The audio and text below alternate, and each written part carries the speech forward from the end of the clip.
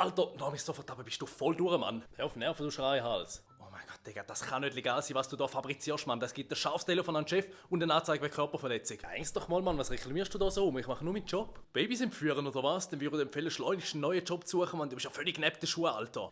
Komm, bis ruhig und nimm einen Schluck Milch. Ah, schon besser. Und jetzt chillst, bis ruhig und genießt den Flug, bis wir in Zara auch ankommen. Warte, halt, stopp, das habe ich verhört. Wohin fliegen wir? In Aargau? Vergiss es, Digga. Du gibst ganz schnell ein anderes Ziel ins Navi. Das schnarchst du, Kollege, das geht nicht. Und ob das geht, Mann, sonst hast du das allerletzte Mal das Baby transportiert, zum Sektor. Keine Chance. Auf dem Lieferschein steht Doris und Ernst aus dem Aargau. Hast du mir, glaube ich, nicht richtig zugelassen. Ist mir gleich, was auf dem Fackel steht. Was hast du sonst noch zur Auswahl?